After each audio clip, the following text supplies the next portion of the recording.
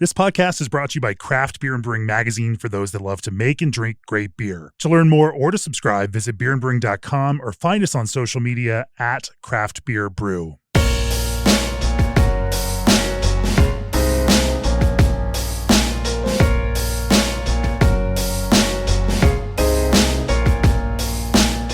It's episode 387 of the Craft Beer and Brewing Podcast. I'm Jamie Bogner. Joining me for this special Best in Beer 2024 episode is Craft Beer and Brewing Executive Editor Joe Stange. Welcome back to the podcast, Joe. Yes, we're back. Happy new beer year, Jamie. Our new year is starting again, and we just finished another long, fun, exciting year of arguments and tasting and drinking, and now we get to talk about it. Our beer fiscal year, which goes GABF to GABF, started a couple of weeks ago.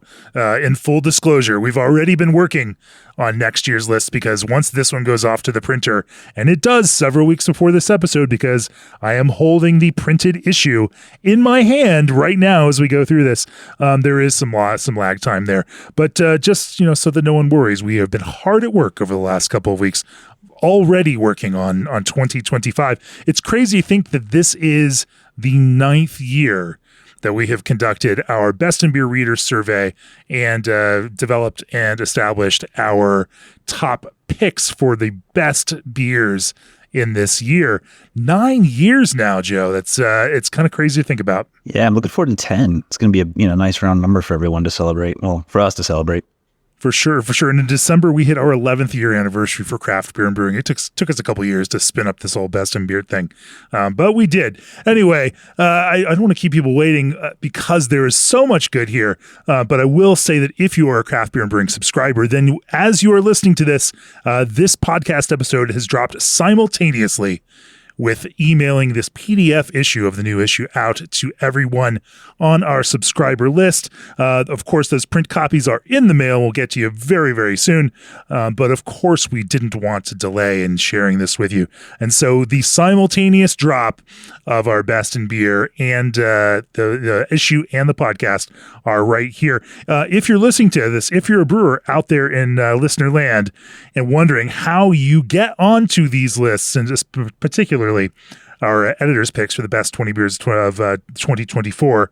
If you're wondering how to get on that list, into that consideration, go to beerandbrewing.com, scroll down the page footer, click on the Help Center link. There you will find a Help Center article on getting your beer reviewed in Craft Beer and Brewing Magazine.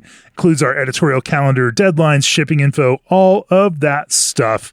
I do send out reminder emails for everybody on the list. We've got, 550, 600-ish breweries that have all signed up for our notifications about that. Deadline for our next issue focused on multi-styles is December 13th. Submissions are open right now, so you can send us beer and all the instructions are right there.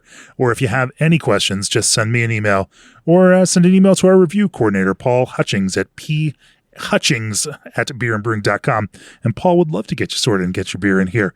I think we should get down to it, right, Joe? Yeah, let's do it.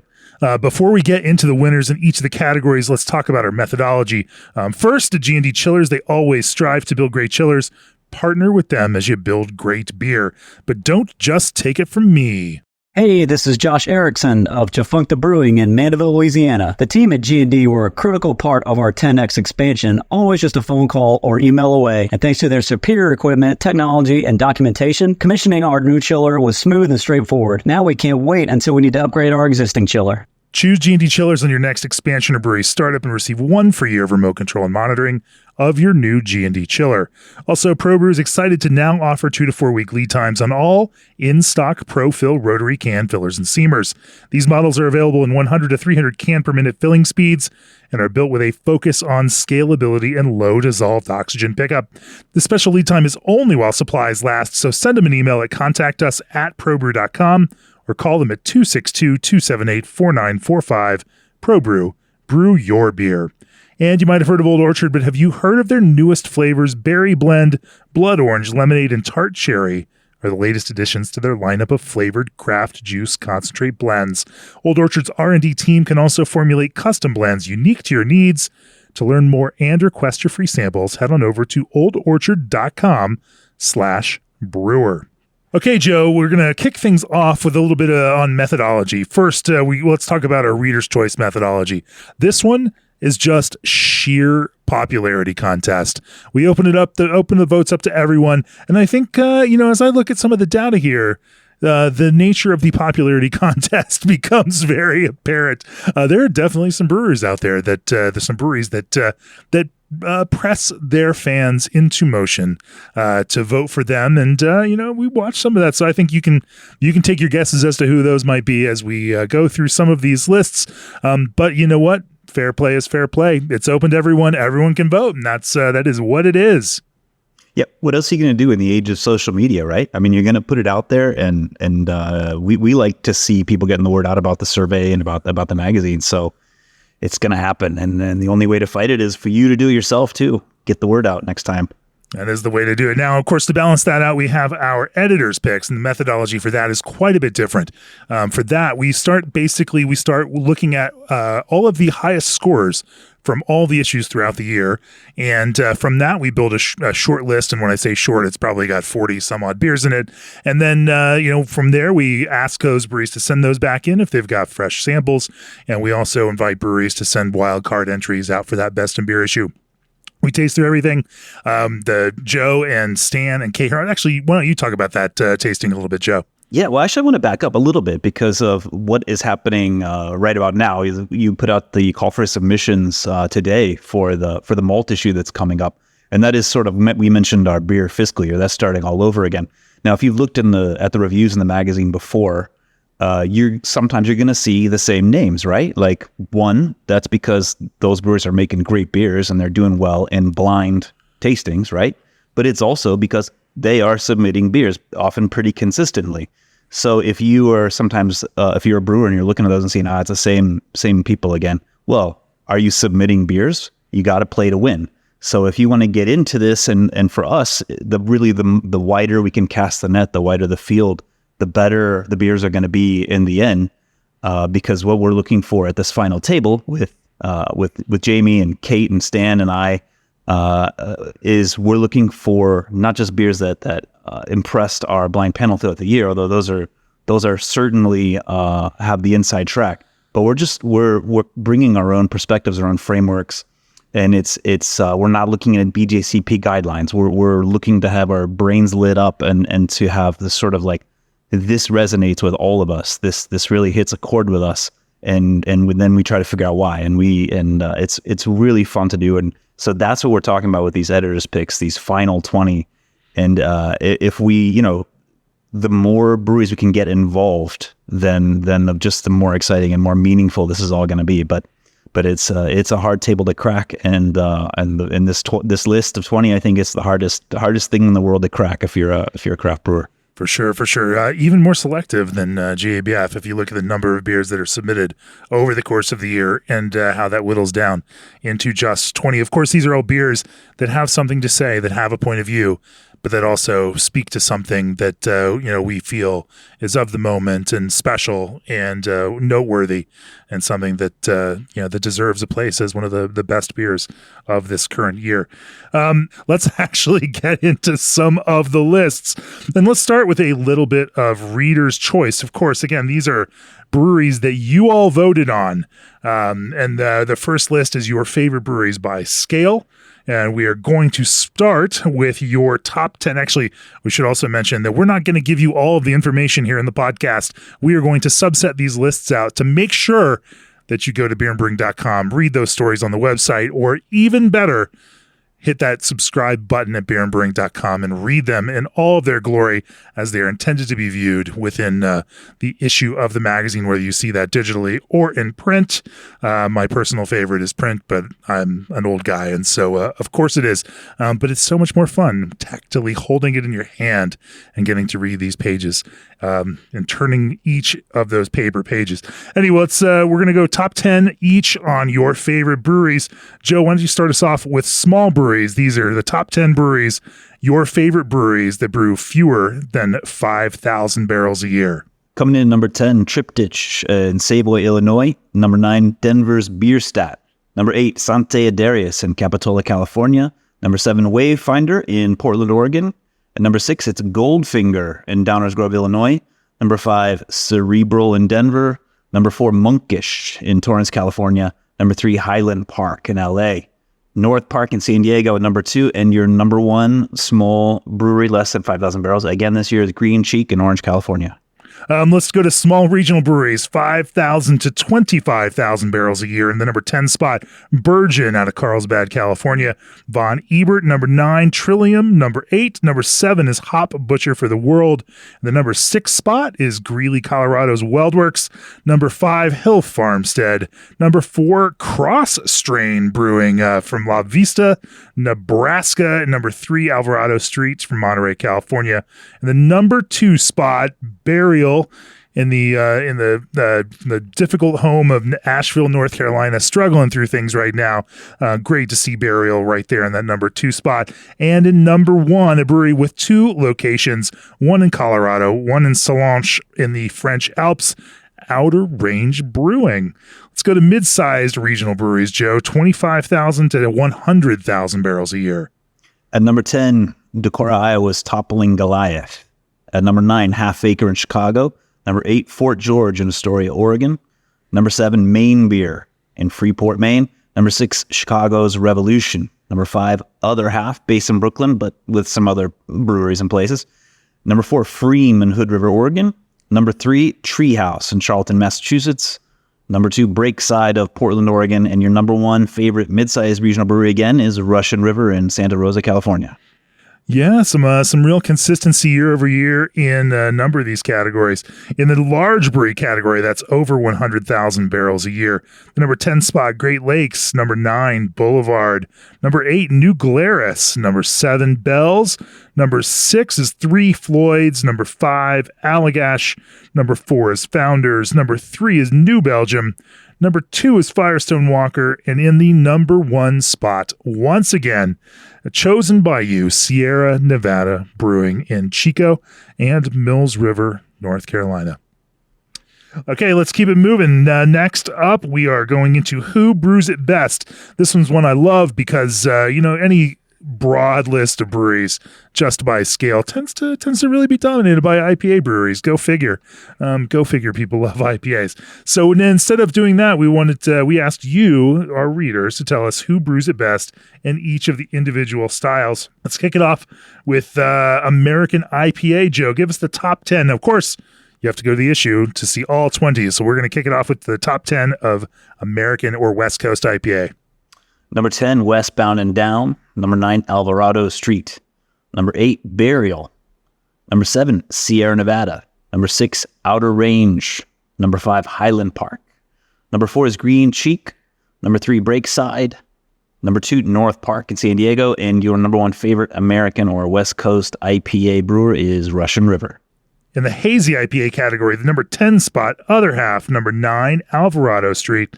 Number 8, The Alchemist. Number 7, Highland Park. Number 6, Monkish. Number 5, Outer Range. Number 4, North Park. Number 3, Green Cheek. In the number 2 spot, Asheville's Burial. And number 1 is Treehouse Brewing. Let's talk about Saison next, Joe, one of your favorite categories. It is. And I like to see, sometimes these number 1 picks is like, oh, things are still same. People are still saying, good for y'all. Number 10, Cellar West. Number 9, Burial. Number 8, Allagash. Number 7, Blind House. Number 6, Hill Farmstead. Number 5, Floodland. Number 4, Boulevard. Number 3, Fair Isle. Number 2, Sante Adarius. And your number 1 favorite Saison brewer is Brasserie DuPont.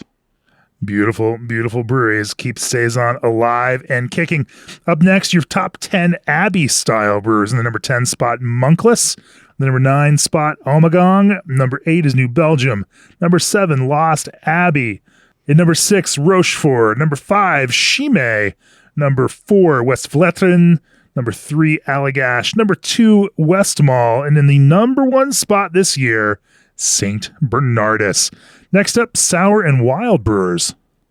At number 10, we have Distill. At number 9, Side Project. Number 8, Sante Adarius. Number 7, Casey Brewing and Blending. Number 6, Burial. Number 5, Crooked Stave. At number 4, Jester King. Number 3, Alvarado Street. At number 2, De Garde. And your number 1 favorite sour or wild ale brewer is Cantillon on Brussels.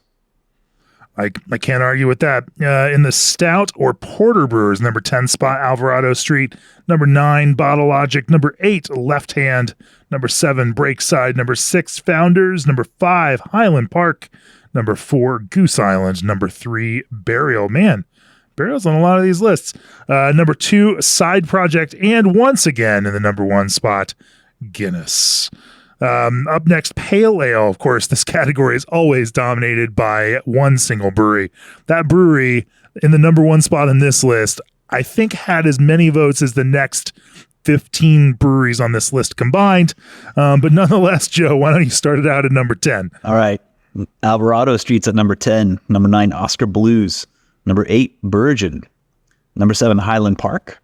Number 6, Burial. Number 5, Half Acre. Number 4, Green Cheek. Number 3, Breakside. Number 2, Cellar Maker. And once again this year, your favorite pale ale brewer is the Sierra Nevada. It's just not even close. It's, I think, again, the first 15 spots could all be Sierra Nevada. Let's talk about your favorite lager brewers and wrap this up. Number 10 spot, Schilling. Number 9, Chuckanut. Number 8, Wayfinder. Number 7, Green Cheek. Number 6, Burial. Number 5, Breakside. On the number 4 spot, Heater Allen and Gold Dot. Number 3, Goldfinger out of Downers Grove, Illinois. Highland Park in the number 2 spot. And are you surprised at who's in the number 1 spot, Joe? Bierstadt Lagerhaus once again takes that number 1 spot. Let's move on to beer. Favorite beer cities. We break this out both with domestic and international. So let's talk about the top 10 in each. Joe, why don't you start us off with the top 10 U.S. cities? All right, this year, number 10, we got Boston. Number 9, L.A. Number 8, Portland, Maine. Number 7, Seattle, Washington. At 6, we got Omaha, Nebraska. That's a curious one right there. I haven't been there in a while. I admit I'm a little skeptical, but I want to believe. The Omaha crowd came out of the woodwork this year. Good for them. Number 5, Chicago. Number 4, Portland, Oregon. Number 3, Asheville, North Carolina. Number 2, San Diego. And your number 1 favorite beer city this year in America is Denver. That's right. Let's talk about international cities. In the number 10 spot, Cologne, Germany. The number 9 spot, Amsterdam. Number 8, Bamberg, Germany. Number 7, Dublin, Ireland. Number 6, Bruges, Belgium. Number 5, Copenhagen, Denmark. Number 4, Prague, Czechia. Number 3, London, England. Number 2, Brussels, Belgium. And in the number 1 spot again this year is Munich, Germany. All right, best beer bars, Joe. Why don't you give us the top 10 in one of our favorite categories, great places to drink beer that are not brewery tap rooms. At number 10, we have A Beer Club in Eugene, Oregon. At number 9, The Beer Mongers of Portland, Oregon. Number 8, Orange and Brew in Downers Grove, Illinois. At number 7, Casual Pint. It's a chain, I believe. Number 6, The Beer Temple in Chicago. Number 5, Hop Leaf in Chicago. At number 4, The Brick Store Pub in Atlanta. Number 3 is Monk's Cafe in Philadelphia. At number 2, The Whale, also I believe a chain. And number 1, the famous Toronado, San Francisco. We say The Whale has several locations from, I think, Greenville, South Carolina, Asheville, North Carolina, 2 locations, Charleston, calling it a chain. It's a small independent chain. I don't mean to dismiss it. That's all right there. Been there many times. Love it. Beautiful place. I've been to Monk's Cafe twice in the last 6 weeks because I just happened to be in Philly 2 times in that same time period, and I can't go to Philly without going to Monk's. Hop Leaf was one of my best experiences last year when I went to Fobab. The fried mushrooms are some of the best things that I've ever eaten. Beer Temple was fantastic. Orange and Brew, man, that Chicago crowd came out and they supported Goldfinger and they are supporting their places. Anyway, it's a fun list, and of course there's 10 more on the list printed in the issue. We love beer bars and highly encourage everyone to support great beer bars around the world. Next up, let's get to our Reader's Choice for top beers of 2023. But first, Experience distinct transparency and juiciness with Omega Yeast's Daybreak 5. Using their Lumina technology, Omega genetically eliminated haze in the popular British 5 strain, allowing you to preserve the fruit-boosting prowess while achieving crystal clarity. Perfect for modern West Coast IPAs. Learn more at info@omegayeast.com. Also, keep your brewery running smoothly with 5-star chemicals. Their cleaning solutions are specifically formulated to meet the unique needs of breweries, ensuring that your equipment stays clean and free from harmful bacteria and contaminants. From cleaning fermenters to kegs, they've got a solution for every step of the brewing process. Use 5-star chemicals today and taste the difference in your brews. And RSS Macklin, a family-owned company, started by the head of seaming technology from PS Angeles and SME and field service technician for Ball Corp, offers audits and repairs for can seamers and can integrity training. With experience from big breweries, they bring valuable knowledge to craft businesses. They provide solutions for can damage, seam training, and help your facility become self-sufficient without relying on original equipment manufacturers. If you have any questions regarding your machine setup parameters or concerns about your can line, call them at 330-299-8210 or email service@rssmacklin.com. That's RSSMACLIN.com.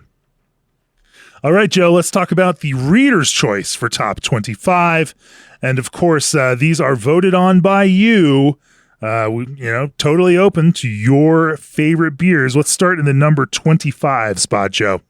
At number 25, we have Goose Island Bourbon County Stout. Number 24, Pilsner Urquell. 23, Weldworks Juicy Bits. 22, Breakside Pilsner. And at 21, we have Goldfinger Original Lager. In the 20 spot, Block 15, Sticky Hands. Number 19 is Alchemist Focal Banger. Number 18, Treehouse Julius IPA. Number 17, Burial Surf Wax. And in the number 16 spot, Cross Strain Fairy Nectar. At number 15, Bierstat Slow Pour Pils. 14, Bell's Two-Hearted IPA. Number 13, Allagash White. Number 12, the Alchemist Heady Topper IPA. And at number 11, Sierra Nevada Celebration. In the number 10 spot, Russian River Blind Pig. Number 9, Freem Pilsner. Number 8, Breakside Wanderlust IPA. Number 7, Breakside IPA. And number 6, Alvarado Street Mai Tai IPA. And your Reader's Choice top 5 beers of 2024 are at number 5, Outer Range in the Steep. Number 4, North Park Hop Fu. Number 3, Highland Park Timbo Pills. At number 2, Sierra Nevada Pale Ale. And at number 1, Russian River Pliny the Elder. Number 1 and 2 swapped this year again. They swapped this year. They just keep trading off up there. Go figure. Those are your Reader's Choice top 25 beers of 2024. And now, Joe, drum roll, please. What everyone has been waiting for, our editor's picks for the best 20 beers in 2024. We've talked a little bit about the methodology behind this, but we did spend a couple of days here in the office with Joe. Flew Joe in from Thailand, flew Kate back in from Montana. Stan came up from his home in Denver, and we spent a couple of days sitting around the office tasting blindly as Paul, our review coordinator, put samples in front of us so that we could evaluate all of these in a completely blind fashion and start forming our own opinions about these things that our blind panel of judges had also given their highest scores. And through that process, we tried to discern what it was that was speaking to us about these beers and try to understand why the judges felt that the way that they did. And so it was a long process. At the end of it, we all had our favorites. We kind of wrestled back and forth, and as anyone does in a kind of scenario like this, came up with and developed what our final list of 20 beers. It wasn't that easy, was it, Joe? No, it never is. I mean, it's great fun, but definitely not easy. Well, without further ado, why don't you get us started with our first beer editor's picks for best 20 beers in 2024. At the first one on our list of these are in no particular order for what it's worth. We don't rank. This isn't like number 1. This isn't number 20. These 20 are all on an echelon where we don't even want to rank them. But I will say about this beer, it's one that we couldn't get enough of. We kept going back to it. This is Grains of Wrath Panopticon IPA. This beer scored 100 with our blind review panel this year. And as we tried to get as many of those beers, those finalists, resubmitted as we could so we could taste them again, blindly again, at our panels, our own editorial panel table. And I'm going to quote Stan here. He wrote in his notes the word kaboom when he tasted this beer. It says hop juice in the best way, but also the whole hop, not just the lupulin juicy part. Refined. We couldn't get enough of this beer. We couldn't stop talking about it. We just kept finding excuses to like crack another one and get back into it. And for research, just for science. Yeah, exactly. It just feels, we write so much and learn so much, as you all are too, about how you all are getting more hop flavor, more hop aroma into these beers, and then you're like honing them and fine tuning them and getting back to this place of like great drinkability. And that's really what this Panopticon just sort of was emblematic of, just like so much hop character in there. And yet, man, you could really drink this stuff. It was completely stunning. We didn't really get tired of trying to pick it apart. Again, these aren't really ranked, but we did feel like this maybe was the one we needed to tell you about first. It's an incredibly beautiful beer. I saved one can, and I just opened it now, the last of my stash. And, I'm just struck by how delicate and yet bold it is, that it finds that beautiful balance of flavor, but just within, this, beautifully small package, building that kind of punch in something that's so easy to drink is absolutely incredible. And what a beautiful beer. Our judges had it spot on. This is one of, I believe, 2 beers that scored 100 over this past year. And so more than deserves its spot here. Also, like we said, we kept going back to it over and over again through that process. Also really cool how it bridges that gap between Pacific Northwest, let's say, and Southern Hemisphere, right? I mean, you're getting those, it's kind of grounded in just a little bit of pine and diesel, but really there's lime peel and limoncello. These are some of them, pulling out some of the descriptors from our various notes: orange blossom, grapefruit zest, but then also passion fruit, guava, peach. Like it was just all these high notes, but also just grounded just the right amount and plenty bitter enough to make it all work and hold it together. Next up in our list of top 20 beers of 2024 is another brewery that is not a stranger to this list. That's Cross Strain Brewery out of Nebraska. One that showed up well. I mean, Nebraska showed up well this year in our Reader's Choice survey. But I believe in this case, Cross Strain has 100% earned their spot here. They've earned spots on this list in years past for Mixed Culture Saison. They've earned spots on this list for Fairy Nectar, Hazy IPA, and this time they're on the list with barrel-aged barley wine. They sent us 2 versions of this for our malt issue last year. One was aged in port barrels, one was aged in bourbon barrels. I believe the bourbon barrel version scored a 99, and the port barrel version scored a 100 with our blind judge. They also sent a sherry barrel version, which was equally incredible. When I went to write my editor review of these after our blind panel had scored at Joe, I remember cracking the port version open, drinking it, and having this moment. I drink a lot of beer in any given year. I have written thousands and thousands of reviews of beer over the last 10 years. Many, many thousands. In any given year, I'll probably drink 2,000 to 3,000 different beers. It's easy for someone in my position to get jaded on beer. And I remember drinking that beer and being kind of overcome with emotion at just how beautiful the experience, the taste, the flavor, the sense memory, the things that it can evoke can be. It was a strange and touching moment that I wasn't expecting just tasting this beer. Absolutely some of the best beers that I have ever tasted in my life and the best experience of beers. It feels excessive to say that in this context. I should be more guarded, more jaded about it. But I was overcome, by this interesting emotion tasting these barley wines. And so it was impossible not to put them on the list again.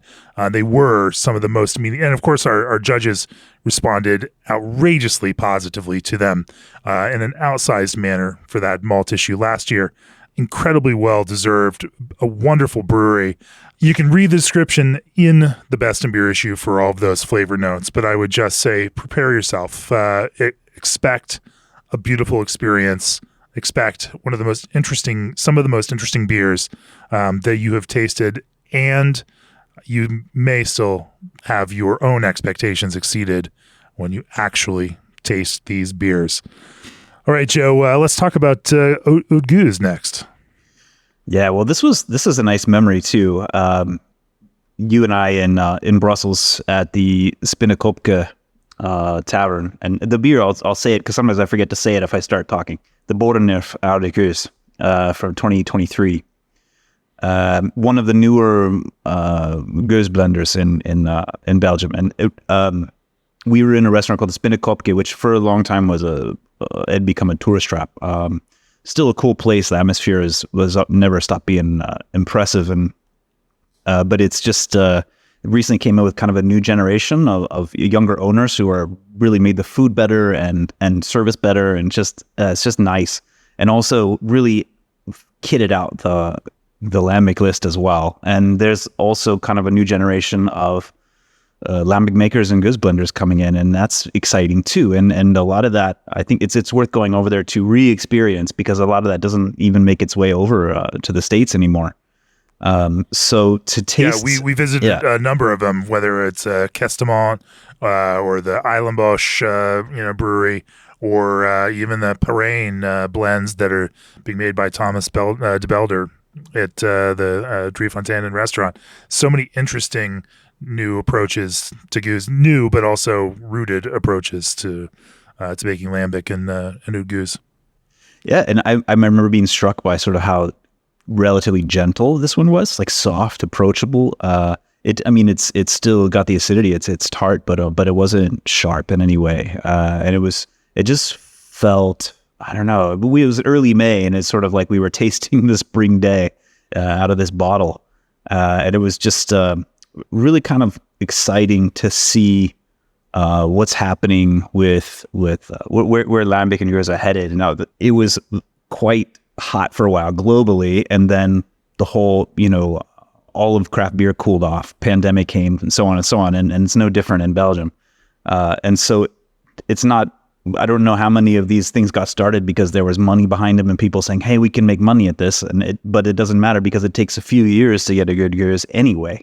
So you have to be patient, and you can go and you can taste the products of that patience now. And what's cool is how many different expressions are coming out. It's not just about Cantillon and Driefonteinen. It never was, but there's besides Boon and Oud-Beersel and all the ones from before, there's more expressions to taste these days, and a wider variety, and there's room for them.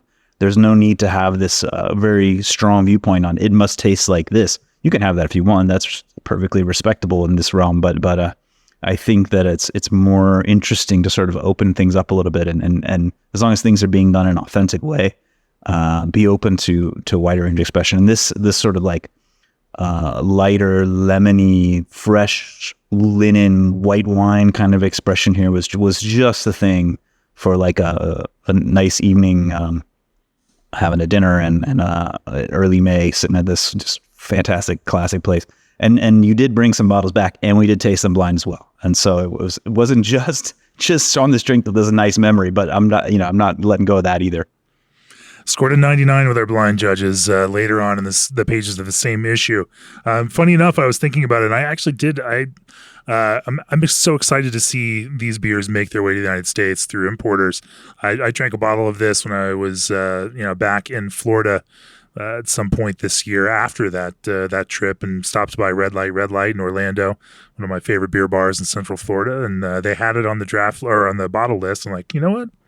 I'm going to drink that. I remember even now I didn't even think about it at the time, but I remember sending you a picture of that as I was drinking it.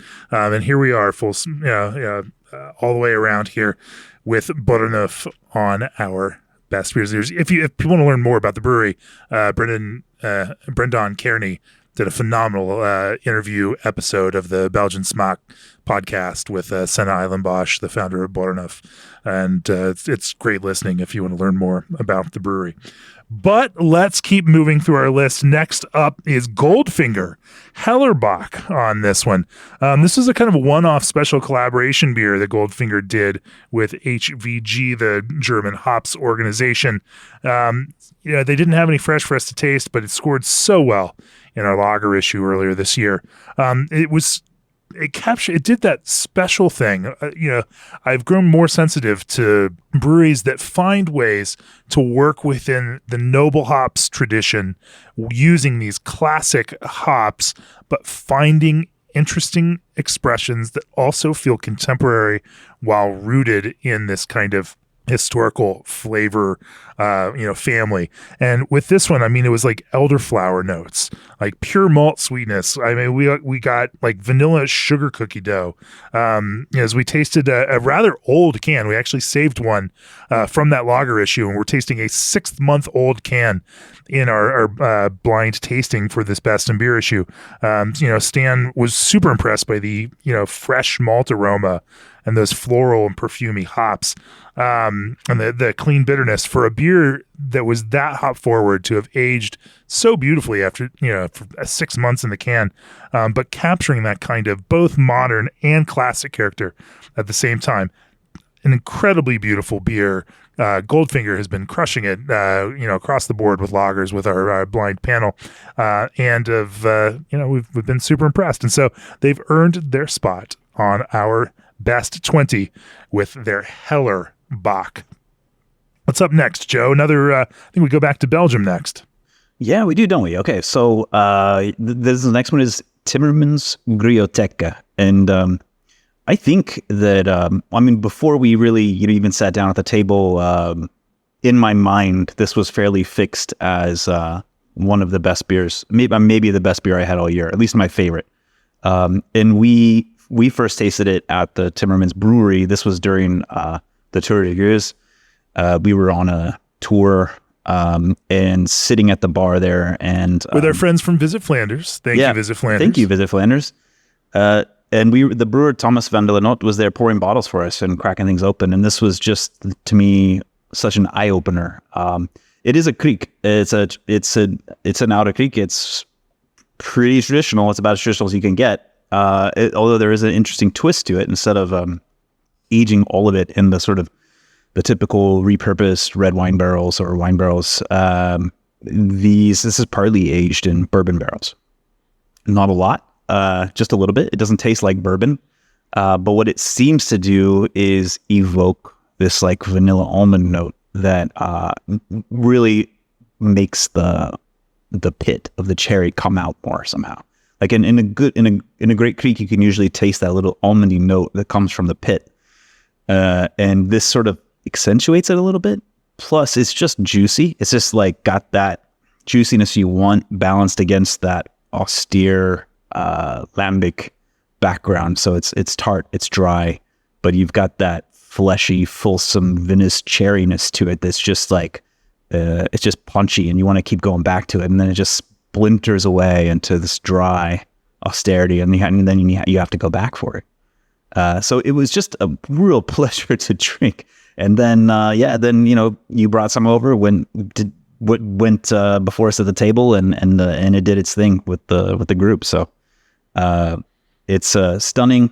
Try to find a bottle if you can. And at Timmermans, I think I remember at the end of that Tour de Gueuze, we had some extra drink tickets left over, and like, can we go buy more bottles of this with our drink tickets? And we stocked up. This was far and away, our favorite beer from Timmermans. Of many really phenomenal beers that we tasted at Timmermans, it was exciting to see where their lambic and Gueuze program has really gone over the last several years. For sure. And if you haven't been really paying attention to the Belgian lambic world for a while, then you'll think Timmermans, no. Because you remember when mostly what they made were these sweet, commercial things for supermarkets, and they were not especially drinkable, really, and definitely not authentic. And but what's happened to Timmermans is they've had some new ownership of the Martins company come in, and take things in a more serious direction. And Thomas is sort of representative of that. And you should go back and listen to that podcast that Jamie did with Thomas Bendel and Nutt. You can hear in his technical approach to things, he really digs into the microbiology of it, the chemistry of it. Incredibly thoughtful dude, and then that comes out beautifully in the beers. We are going to talk about Czech Dark Lager next, but first, Indie Hops breeds new hop varieties to help brewers captivate beer lovers. Brewers worldwide trust Indie's unique varieties, Strata, Lorien, Luminosa, Meridian, and Audacia, to modernize, brighten, and diversify their beer lineup. Indie also offers classics that thrive in Oregon terroir, such as Chinook, Crystal, and Sterling. Thoughtfully crafted and selected hops to meet your brewing needs. Visit indiehops.com/podcast to discover what's new in hop flavors. Indie Hops, life is short. Let's make it flavorful. Also, Berkeley Yeast, founded by bioengineers, yeast that's designed to improve flavor, quality, and consistency, increase efficiency, and save you money. If you've been following yeast, I'm sure you've heard about their strains. Super Bloom strains make classic hops flavors. Fresh strains keep diacetyl low, even with large hop additions. Tropic strains make a tropical bouquet reminiscent of the finest Southern Hemisphere hops, and they just dropped new strains that are even more futuristic. Nationwide free shipping. Mention this podcast for 20% off your first order. And if you appreciate the precision and craftsmanship of wood-aged craft beer, you've got to check out the Festival of Wood and Barrel-Aged Beer this November. The 2-day festival and competition is the largest of its kind in North America, bringing more than 150 of the world's top brewers to the heart of Chicago. Sample more than 350 one-of-a-kind barrel-aged beer, cider, mead, and perry from 13 style categories, and cheer on your favorite breweries as they compete for top honors in the nationally recognized competition. It's all happening at the Festival of Wood and Barrel-Aged Beer in Chicago, November 22nd and 23rd. Grab your crew and get your tickets now at fobab.com. That's FOBAB.com. All right, Czech Dark Lager next. Lad and Lass, Zeus Palooza from this brewery in Seattle. You know, we tasted a lot of Czech Dark Lager this year. It's been really fun and amazing to see more and more made. Zeus Palooza was a particular standout for us. Scored a 98 with our judges. This Tmave Pivo does that beautiful Czech dark magic trick, which is presenting full as you sip and then finishing as if it were nothing at all. Beautifully clean, very tight. It was just an incredible standout beer with that kind of dynamic balance between hop flavor, hop bitterness, malt flavor, malt fullness, kind of nutty, bread crusty, but more suggestions, more nuanced than, statements. Like nothing was loud about this beer. The brewers at Lad and Lass captured all of that kind of beautiful subtlety to the style of Tmave Pivo, and it was an incredible standout with our judges, and one that has earned its spot right here in our best of 2024. Up next, Joe, another dark beer. Yeah, let's keep it dark. This is one of those styles I get really excited about. Well, I love Hellerbach. We talked about that one already. And Jamie, how I feel about chili beer. But another kind of style that I have to order if I see it on a tap list is a black IPA. Or I like the phrase, the nomenclature, American Black Ale. I think it sounds cool. I think it has marketing potential, but I don't have to sell beer. You guys have to do that. And at Figueroa Mountain, Buellton, California, they call it Black Ale. This is the Big Cone Black Ale. And maybe there's something about missing the old school hop flavors as IPAs have gotten more modern and brighter and fruitier. But if you long for the pine and resin, sometimes the black IPA is maybe where you want to go for it, and that's here for sure. But there's more. First of all, I think it must be really difficult to balance one of these. You've got the roast in there, hopefully not too much. Maybe very little whatsoever, but you've also got the bitterness, and then you've just got to make all these different flavors kind of work in a way that keeps it round and balanced and very drinkable. And this is certainly that. But also the complexity that's possible once you pull that off is really incredible if you get into the hops and the malt possibilities. So I'm just going to throw out some of the descriptors from our various notes. We got some orangey spruce tips. We got some Guatemalan cafe au lait, specifically Guatemalan, I think. Mint, chocolate citrus candy. We've got some blueberry, little old-fashioned cocktail in there somewhere, dark chocolate, bread crust. I mean, it's so fun to dig into a beer like this and pick it apart. But then also you can really drink it. And Fig Mountain, you got to hand it to him too, because like Crosstrain landed. Well, Crosstrain's kind of unprecedented. 3 times in 4 years with 3 totally different kinds of styles. But Fig Mountain was just here a couple years ago with their smooth drinking Danish Red Lager, and now they're in here with an American Black Ale. So we're pretty sure they're capable of just about anything. And this was really a joy to get to know and drink. We haven't even talked about their American-style fruit beers, which they are also incredible at. But if anyone wants to learn more about that, listen to my podcast with Victor Novak from earlier this year. We're going to stay in the dark beer vein with this next one. But this next one, we're actually leaving the United States again. We're going to Montreal, Canada, Brewski Dandy. This one is an imperial coffee style with coconut and I think also a little bit of vanilla. But unlike that kind of pastry stout idea that we have of just sickly sweet, cloying over the top beer, the coffee in this one just provided like a beautiful kind of, deep roast, nougat midtones, nice brisk espresso note. It had this coffee balance that perfectly matched the sweetness and the idea of sweetness in the beer. In fact, I think they used that kind of psychological trick of coconut and vanilla to just kind of push a perception of sweetness as being greater than it is, because it finished with just this beautiful concision, this almost kind of balsamic depth in it. It had this richness without just being big and roasty. Beautiful kind of beer, and artful in the way that it matched these giant flavors with each other in a way that produced something that was not only just intensely pleasurable, but also disciplined. An incredible beer. I believe it scored a 97. Yes, it scored a 97 with our judges. An incredible beer, and exciting to see more coming out of Montreal. In fact, Montreal is a city that, Canada, Joe, it's on my list for 2025. That's and more visits. Got to make it to Montreal, Toronto, and others. It's one spot that we need to spend some more time in. And you know what? I think I'm up for the challenge on this. Let's do it. I'm game. Next on our list, we are moving back into the lager realm. One of your favorites.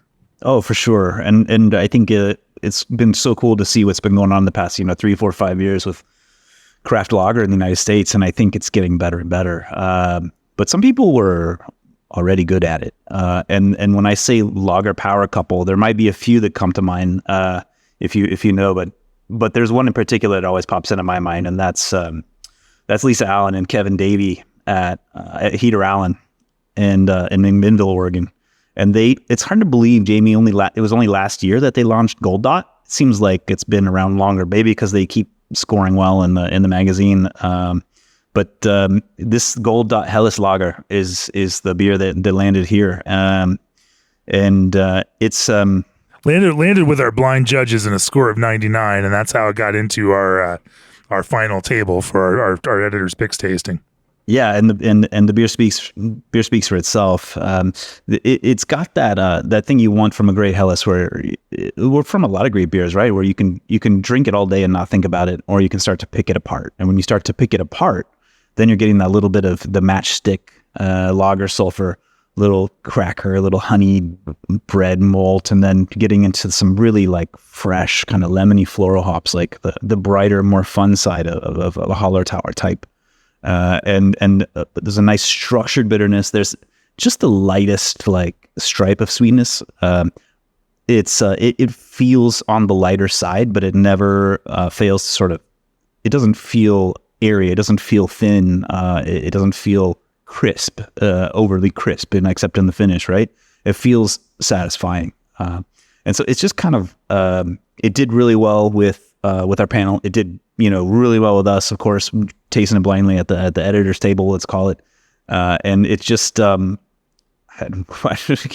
just like, you can't poke a hole in this thing. You just can't. I'd really encourage you to go to McMinnville and drink it in quantity and chat them up. And it's a beautiful little spot with beautiful beers. And I'm sure we'll be hearing more about them in the years to come.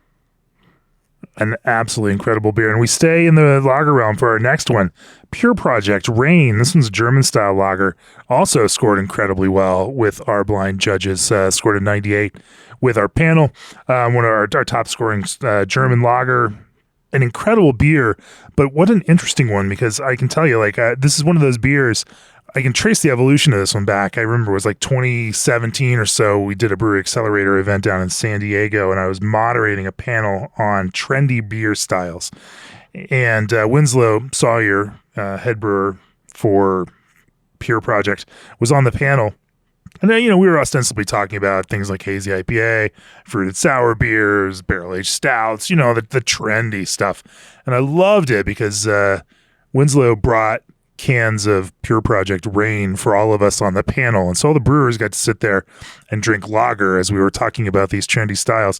And it kind of prefigured this idea of lager as this trendiest of styles. Now, of course, post-pandemic, we've watched lagers take off with American brewers who had the time to put into working on those as their tanks were sitting emptier or slower than they otherwise might have been.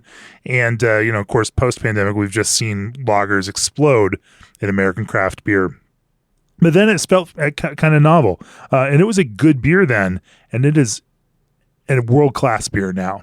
Over that time, we've watched, as all brewers do, the more you brew something, the better you get at it. And lager is the perfect place, to support that adage that every lager gets better the more that you work at the process, the more that you work on your ingredients, and the more that you pull those two things together, because, every beautiful, perfect lager is some combination of all of those things. It's not just recipe. It's not just ingredients.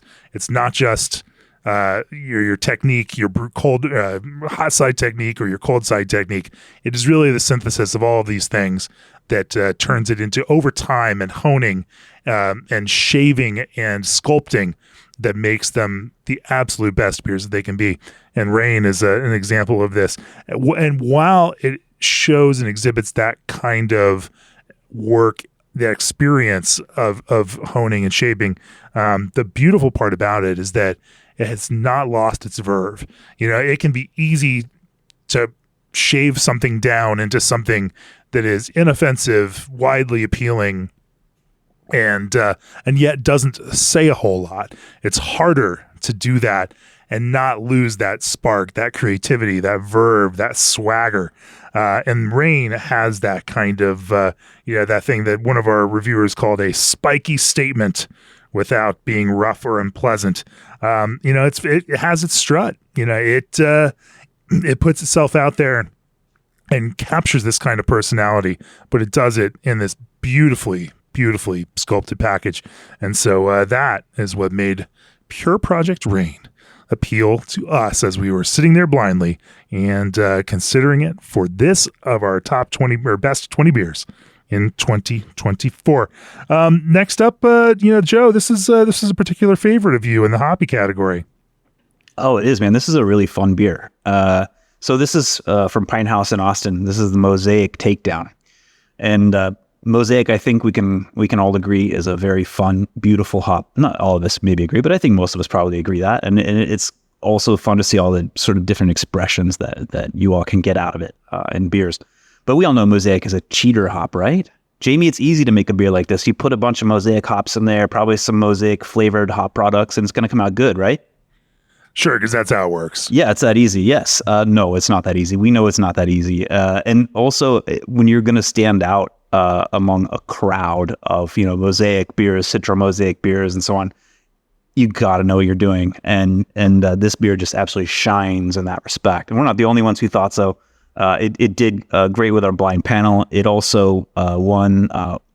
It was champion of the Oregon's Best of the West Coast National IPA competition. So this beer is, it's no joke. Pine House has been here before. These are the things we figure out, like when we do the research after the selection, like, oh shoot, here it is, but that's the thing, because our best in beer submission also lined up with JABF and others. And so this was a competition bottled iteration of Mosaic Takedown in a 22 ounce hand bottled bomber that they had also sent to GABF and, was labeled as such. And so, I mean, we appreciate brewers also sending us their competition beers.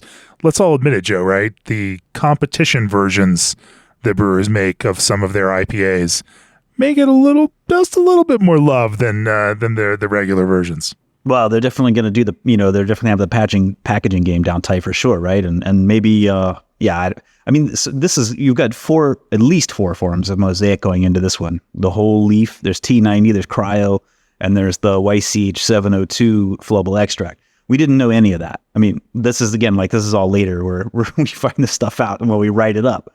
But it's to do all of that and have your process honed where you know where each piece is going to fit in the context of your brew house and your process and everything. It is not a simple thing to just throw all these things in and make a great beer. And this also, beside, let's get into some of those fun descriptors, right? We were getting berries, cucumber peels, stone fruits, sweaty navel oranges, sun-kissed candies, lime zest. Like, it was just slapping. Like, it was just like this. And when I get a beer like this, sometimes it reminds me of and this is probably more imagination than real, but there's like a moment in time before hazy IPAs took over, when like American IPAs and West Coast types were like really juicy. And actually they're juicier now than they've ever been. I know that's why this is not quite a proper memory, but sometimes that beer evokes that for me, where it's like, yes, this is what I want from a beer that's got bitterness and structure and balance, and yet it's still like punchy and juicy and fun. And this beer hits all those notes without hitting any that there's no off notes here to find. It's just a beautiful, fun, expressive IPA. It was a joy to drink it. Next up, we move into the stout realm, the Imperial barrel-aged stout realm, with the Big Friendly out of Oklahoma City and their Vanilla Oil Boom. This one was a big favorite this past year with our blind panel.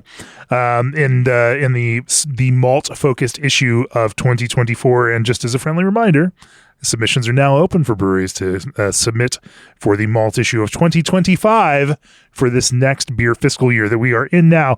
Anyway, Vanilla Boom, this was a curious one. We were very used to, in this day and age, the super thick, the ultra plush, the big, luxurious, thick mouthfeel of these kinds of, pastry-ish flavored stouts. But the Vanilla Oil Boom was almost like a throwback to earlier days. There's no 30-hour boil. It's definitely more flavor-focused than it is texture-focused. It's not that it's light or thin by any means. It's just not this kind of over-the-top plush approach. But the flavor itself is absolutely beautiful. Definitely more in that Bourbon County realm than, say our, WeldWorks Media Noche realm. Along for subscribers of the issue, there is a recipe for the Big Friendly Oil Boom that we have published in this. Once we knew that was going to be in the issue, we reached out and very surreptitiously asked Joe if he would share a recipe for this, with no real explanation why we asked. But here it is. Beautiful, beautiful beer. Obviously, Oil Boom is their normal base barrel-aged stout.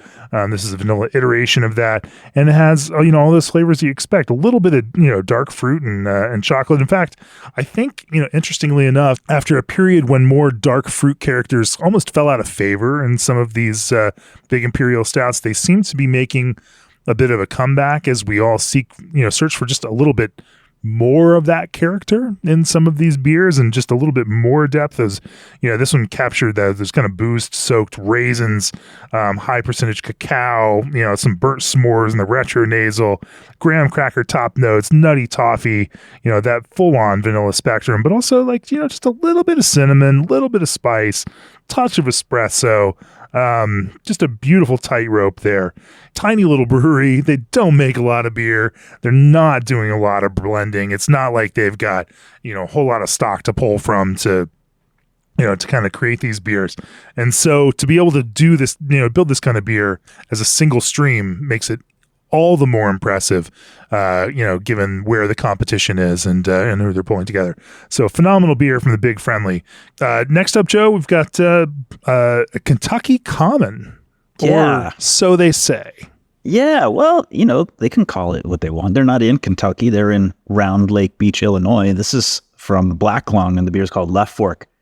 And it is a Kentucky Common as well. I don't know exactly how they put it together, but it scored a 95 with our blind panel, and it was the tops in the category, a kind of a hodgepodge category. It's now we called amber, red, and brown. You guys don't really submit a whole lot of those sort of what used to be really common, like quotidian type brew pub styles, I guess, who might think of them as.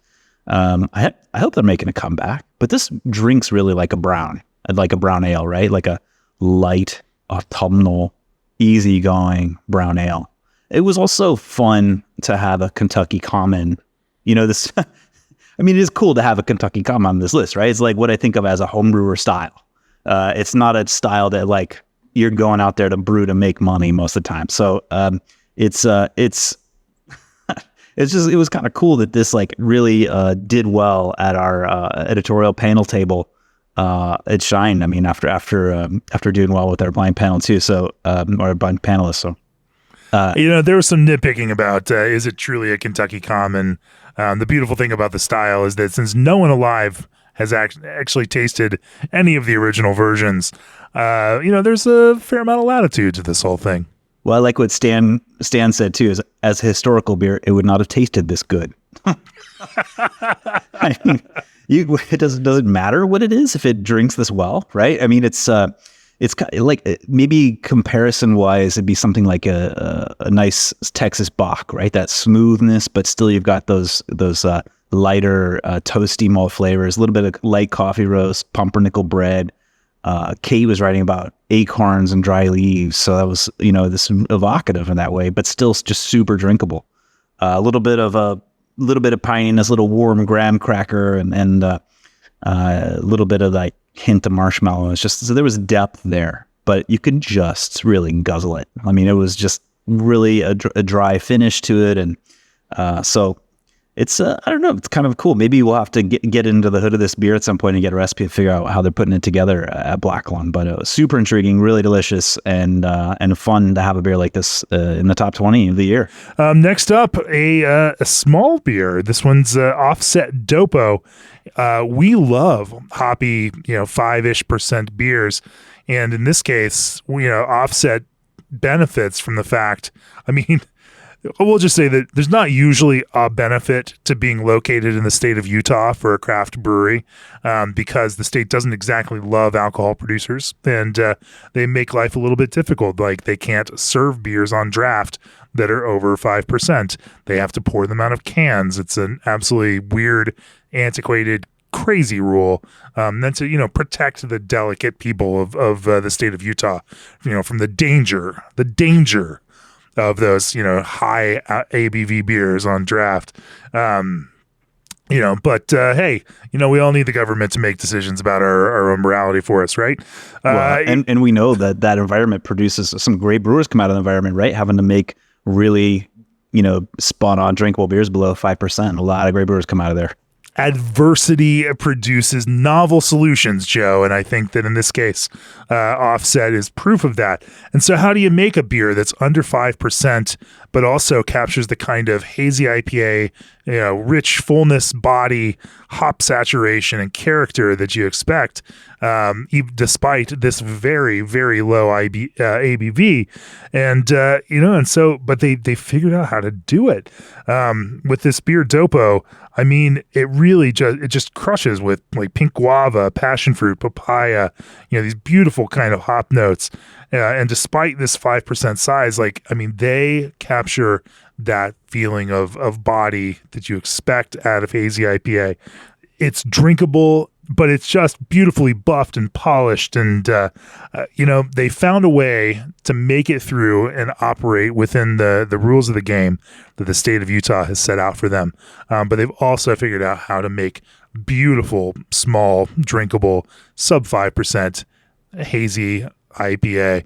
And it's an incredible beer and one of our top scores in that category this year, and one that we couldn't help but note here in our best 20 of 2024. Up next, we hit a little bit of wild and funky stuff, Joe.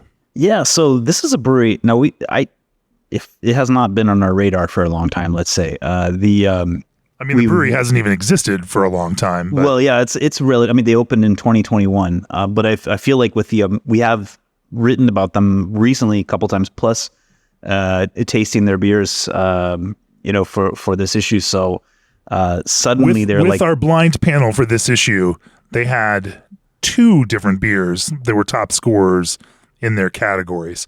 An incredible kind of thing to pull off. The beers were just remarkable, and it was hard to not respond to that. For sure. And now I feel like already I've barely got to know them, and I feel like already they've been around a long time. Just from thinking about them and knowing their approach and tasting the beers, they have not been around a long time. But you know what we should do, Joe? Why don't you tell me, Jamie? I think we should tell people what the beer and the brewery is. Funky Fauna out of Sisters, Oregon. The beer is called Unholy River. So we did it again. Well, sometimes a little suspense is okay, Actually, they hadn't even submitted beers before until this issue where we're doing the Belgian styles and mixed firm and the funky stuff, and that's their thing at Funky Fauna. So they're doing saisons, farmhouse stuff, locally sourced cultures, mixed cultures, and this particular beer actually is a collaboration with nearby Sun River, which also has been making some noise. And this one features some lemon juice, peaches. It's oak fermented. I believe everything they do at Funky Fauna is oak fermented. I think dry hopped with citra, lemon drop, and crush. So it's not let's say this is not a classic of a lambic type. That's more forward thinking, going for absolute brightness here apparently, and they definitely achieve that. That lemon is pronounced in the nose. There's like an orange blossom, maybe that more driven by the hops. It's hard to say. There's like a little bit of herby, tea, earthy kind of shrubbiness that grounds it. There's the Brett is right there with a little bit of white wine, lime peel, and then it's got that just a woodiness to the structure that doesn't get harsh or tannic. It just kind of gives it a surface, if you will. And it was just really fun to get to know. And Kate mentions a lemon sorbet quality. The hops sort of are there the whole time, but they don't dominate the mixed culture profile, I would say. It's also 5.6. It's not going to kill you. Like you can drink this. It's a cheerful beer. It was fun, really engaging, very complex. And congrats to Funky Fauna. We're paying attention. That was an excellent beer, and really, really enjoy what they're making these days. Up next, kind of a different direction, out of Pittsburgh, Pennsylvania, or the greater Pittsburgh area, Old Thunder, and the beer is mild stillage. This one also hit us in the malt issue last year. I was out in Pittsburgh filming a video class with Paul Schneider of Cinderlands earlier this year, which is out now for our all access subscribers. Actually, it's free. It's in front of the paywall. Anyone can go watch this class on hyper boosting your beer, and I encourage everyone to go do that. But we finished the class early, drove up to Old Thunder, found a place to park. Brewery was packed, trivia night, just packed to the gills. So I sat out on the patio, ordered a mild stillage because, of course, I had to taste this beer on draft from the brewery. Incredible beer, 3.8%. An incredible beer that I could just sit there and drink without having to think much about it. Or if I really, really dive into it, just had all of those kinds of light, nutty, toasty, soft, bready edges, faint herbal orange hop note, subtle apple skin ester, exactly what you expect out of an English style mild at 3.8%. If I weren't driving and didn't have a few more breweries on my list to hit later that day, and I did go hit a few more, I would have had several more pints of this. Loved it. we had to include it this year on the list. All right, Joe, what's up next? Yeah, another lager for you. Yeah, I get to talk about rice lager. I love rice lager. Well, I drink a lot of it anyway. I do think I love it, really. I think it's one of those styles where you can really use the word crisp and it belongs there. We're talking about Freem Japanese lager before I get too far into my tangents out of Hood River, Oregon. And I'd like to think, Jamie, about that Cartesian plane of character. And I'll try to make this brief. But we've got the x-axis, the sideways one, right? That's your character axis. Then you're up, down, your y-axis. That's your drinkability, let's say. So a lot of commercial beers are upper left, right? Like super high drinkability and not a ton of character. Okay, but a lot of craft beer can exist in the high character, not even necessarily need a lot of drinkability sometimes. So craft beer can live there. And I hear it's hot here in Bangkok, Jamie. It gets very hot. And I drink a lot of cold Asahi here. They brew some of it at the Brunrod Brewery in Thailand. It's pretty relatively cheap. You can go to a lot of places and get it ice cold in frozen mugs. And it just sometimes is the great way to beat the heat. I think cold can be a flavor. Anyway, Japanese rice lagers, the commercial ones, the ones everybody knows, let's be honest, they're not really about flavor. But what if they were? It's fun to think about. And I know the craft brewers are into that. And a lot of you are doing it. And but Josh Freem at Freem is somebody who absolutely I would trust to take that and do something with it. Precision is what I identify often with Freem family brewers, and this is certainly precise. But they've gotten this just lovely like floralness into the aroma with the hops.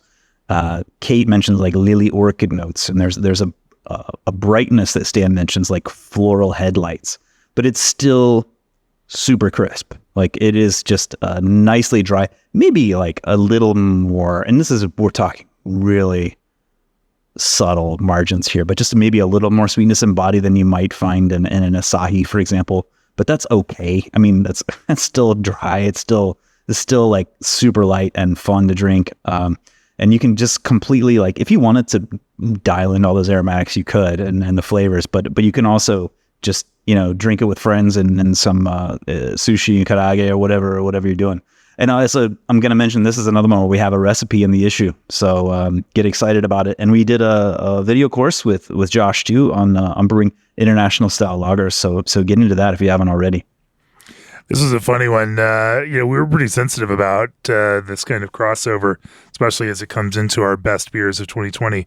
But it was our review coordinator, Paul. This was his favorite beer of the lager issue, I think. And, and so he blindly developed all of our tasting lists for these tasting sessions and slid it in there because he was convinced that put in front of Stan, Kate, you, and me blindly, that it would resonate strongly. And, he was, of course, absolutely right and completely justified in doing that. But, anyway, fun to see, and a phenomenal beer from Freem, of course. Next up on our list, another lager. This one's a Czech pale lager, Strange Days Paragon out of Kansas City, Missouri. What's going on in Kansas City, Joe? Like, there's something in the water there. Yeah, it's just something in the water, that's all. Man, so many killer lager brewers out there from, of course, KC Beer and BKS and Alma Mater and Strange Days is now up there amongst all of them as a premier lager brewer in Kansas City. Paragon hit us earlier this year in the lager issue. And I would say we've become some sticklers around our Czech pale lager. And if it doesn't bring the fullness, if it doesn't bring that body, then it's just not a Czech pale lager.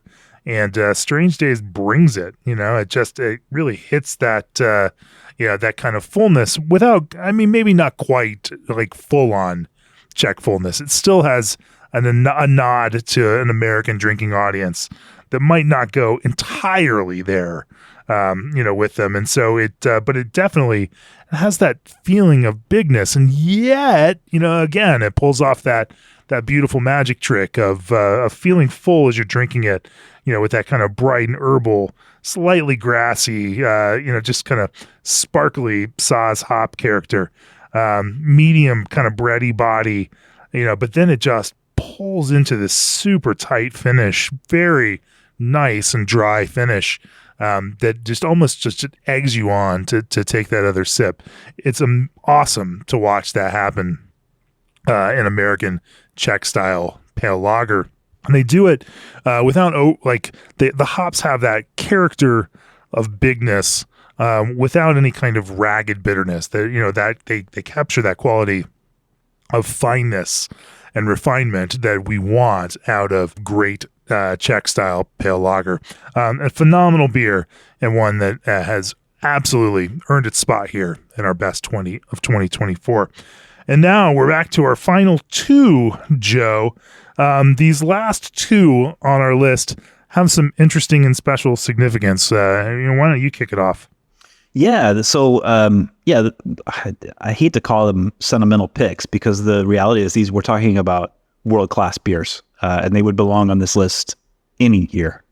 But also, it was just when we started to think about them, it just made a lot of sense, and to give them a well-deserved shout. And they did taste amazing. So this one, Jolly Pumpkin Bambière, a lot of people listening probably knew Ron Jeffries, and if maybe it is a sentimental pick. Not going to apologize for that, are we? It would belong here any year. It's still a beautiful beer. It was doing what a lot of you are trying to do way before you're doing it. So we're talking about maybe to me it reminds me of like a Petit Orval, the light Orval you can only get at the cafe near the Orval Trappist Brewery, but it's with kind of amped up Brett, maybe to meet the sort of American expectation of character, just a little light hint of lambic in there. It's not oak aged for a really long time, but it does bring that funk. You're getting that sort of those high key minty green Brett notes, but with some grounded in herbs and lemon peels and just a bit of there's an earthiness that's always there, and it's another one of these that you can pick it apart forever. I could go on, but still at 4.5% alcohol, it's light, it's tart without being sour, and even though this is a pet peeve of mine, some of you might know, but I wish we wouldn't call them sours, even though it says it right there on the can, sour bière. It's not sour to me. It's like nicely tart. It's dry. It's quenching. You really could crush a 6-pack of this stuff on a summer day, and you could. It's as accessible as it's ever been. It's canned. You can find it probably in a beer shop near you. And if you didn't do that soon after hearing about the news about Ron earlier this year, maybe you should go do it after you hear this podcast, because it's really rewarding and it's well worth it. And so Jolly Pumpkin Bambière, one of our 20 editors picks best beers of 2024. The few brewers in the United States have influenced more people in this kind of category than Ron has. He was an early evangelist for sour beer making and mixed culture beer making, and has helped more brewers along in their own journeys making these things. His influence and his fingerprints are all over American mixed culture and sour beer. He's just left an indelible mark. And I think that while we don't try to use these picks to memorialize very often, in this case, I think we have to pay homage to the beautiful impact that Ron has had on the world of American mixed culture brewing. And in this case, Bambière has always been one of our favorites. It's sad to see him pass, but we can celebrate the beautiful life that he lived and the widespread impact that he has had. And we've all got our Ron stories. I've got mine. I'll cherish them. I'm not going to share them here because they're personal and fun and maybe slightly incriminating in some cases. But what a interesting life, beautifully lived by Ron Jeffries. Rest in peace. Our last beer of our best 20 in 2024 was the top scorer in our American fruit beer category, also reviewed in this issue. Strange timing on this one, Joe, because, maybe we'll back it up. This is 10 Barrel Crush. 10 Barrel Crush, because, after AB InBev sold 10 Barrel and a number of other brands to Tilray, the PR team jumped on it and were happy to celebrate the new craft nature, return to craft, of 10 Barrel. And so they wanted to reacquaint us with the Crush family. And so their PR team sent us out a bunch of these beers, and it was great timing because we were going to be doing reviews for this issue. And Crush is one of those beers, even under the AB stewardship. Even if we didn't love the leadership of that brewery, of the corporate parent and family, you could not deny just how incredibly good these Crush beers were. And of course, we put the samples they sent us in front of our blind panel. Huckleberry Crush just absolutely crushed it with a score of 99. It was incredible to see just how well. And right about the time that actually after our blind panel had reviewed this one, then the news came out that this quote unquote craft savior of this former AB InBev brewery had done something that even AB InBev hadn't ever done to the brewery, and that is entirely decimate the brewing staff. It was absolutely, none of us could understand this. It's like you bought the Yankees and then you just let Babe Ruth go out of contract without no trade, no nothing. I mean, you have this incredible talent on your team. You have Tanya Cornett, Russell Scherer Award winner, the woman who cleaned up, won the entire category, for these beers. Like at I think it was World Beer Cup, where she won all 3 medals in the category. This is GABF last year, I think. Was it GABF last year? And they won again this year. You just one of the winningest brewers out there and an incredible talent. And anyway, we were all scratching our heads and wondering what kind of corporate idiots buy a brewery with such amazing talent behind it and then just let all the talent go. I mean, it was mind-blowing. Absolutely mind-blowing. I don't editorialize much about this, but what a stupid move from the corporate leadership of that brewery. Even calling them of that cannabis company. Let's just call them that. Having said that, how could we not include these Crush beers on our list? Because the beers are incredible. They do exactly what they set out to do.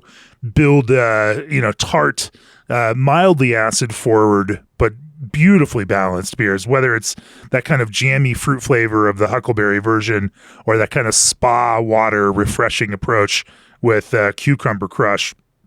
The balance that Tanya found, the culture that she's developed over many, many years of making this and balancing those flavors in the most incredibly beautiful way. I mean, they are spectacular beers. I think we had to note them this year, because I suspect if we don't note them now, then we would never get to note them. Because as typical, and what we expect is that the same kind of cost cutting that the brewery takes, or a brewery corporate owner takes when they fire your talented brewing staff and then just send those recipes off to someone to contract brew under the same kind of brand. That same kind of just lackadaisical approach to product will ultimately mean that we'll see budget cuts, we'll see cheaper ingredients, we'll see, maybe flavor substitutions. And, I expect these beers to now, unfortunately, devolve into a kind of lackluster miasma of mediocrity under this kind of leadership. And so in that sense, we had to include 10 Barrel Crush this year because the beers are at their peak. And the corporate parents of 10 Barrel haven't destroyed them yet. Taste them while you can. I fully expect Tanya and the other members of that 10 Barrel team to land on their feet, to find great places to make beer. And word on the street is that she's got that culture and, was allowed to take that culture with her and could potentially be making new beers in that same kind of family in the future. Cannot wait to see that happen again. We don't typically like to make big political points with our best beers of the year, but in this case, I think the clock is ticking on 10 Barrel Crush, so enjoy it while you can. Joe, that is our 20 beers. We have been talking for a while. It is getting late, and we are going to get out of here. Before I do, next episode, as I mentioned at the very top of the podcast, is our Critics List episode. After we finished up our best in beer tasting, Joe, Kate, Stan, and I all sat down to record that episode live together. We tried to change things up a little bit and record it live. And it is, I think, one of my favorite Critics List episodes that we've ever recorded. It was cool to see how things strung together when we put it all together instead of sort of doing it separately, remotely, to be together, especially after a couple of days of going of tasting beers for our best in beers list. Then to get into our personal picks and see the connections and talk about them was really fun. And I hope it's half as fun to listen to as it was to record. It's totally tweed. You won't understand what I mean when I say that, but maybe you will next week. That is a great place to bring it to a close. Thanks for joining us for this special Best in Beer episode of the podcast. Choose G&D Chillers on your next expansion or brewery startup and receive 1 free year of remote control and monitoring. ProBrew offers 2 to 4 week lead time on in-stock rotary can fillers and seamers. Old Orchard is your go-to source for fruit-forward ingredients for some of the biggest names in the craft brewing landscape. Omega Yeast Daybreak 5 gives you juicy modern hop flavors without the haze. 5-Star Chemicals cleaning solutions are specifically formulated to meet the unique needs of breweries. Take back control of your canning and seaming with the experts at RSS Macklin. Trust Indie Hop's unique varieties to modernize, brighten, and diversify your beer lineup. Berkeley yeast strains are designed to improve flavor, quality, and consistency. And check out the Festival of Wood and Barrel Aged Beer this November 22nd to 23rd in Chicago. Of course, if you are not a Beer and Brewing subscriber, go to beerandbrewing.com, click on the subscribe button, get access to this Best in Beer issue, and read all of it. Enjoy the great recipes that are involved in it. Enjoy all the critics lists that are involved in it. Read all of our reader survey top lists that you all have voted on. And then enjoy the beautiful package on Fruit, Farm, and Funk that is also a part of this issue, along with all the great columns that are part of every issue of Craft Beer and Brewing, like Lars Marius Garschol's, Jeff Allworth's Style School Stories, John Verivi's Gearhead, Randy Mosher's Flavor Fever, all of Kate's features, Josh Weikert's features. I mean, we've got the best writers in the business producing beautiful, beautiful stories for you every issue. And it's a great way not just to support what we do here at Craft Beer and Brewing, but also give the gift of great brewing and brewing knowledge to yourself. It is the holidays. They are coming up. So if you're not a subscriber, just, let somebody that you love know that they should buy you a subscription to Craft Beer and Brewing. Just for those holidays. Joe, any closing thoughts before we get out of here? Yeah, I just want to say thank you to all the sponsors, but they're here because you're here. Thank you to all the listeners. Thank you to all the subscribers that make what we do possible. It makes it possible for us to have what must be the most fun and rewarding job in the world. Certainly up there. And thank you to the brewers who give us your time and talk to us all the time. You share details for our articles for the podcast, and we love it. We love to get geeky. We love to get under the hood with you and talk about it. And we love to share that with our readers who are also you. So thanks for making all this possible. We couldn't do it without y'all. Thanks for trusting us to be stewards of this in this beautiful, beautiful world of brewing. We'll be back next week with our Critics List episode, another of the two-part Best in Beer series. Until then, cheers. Cheers.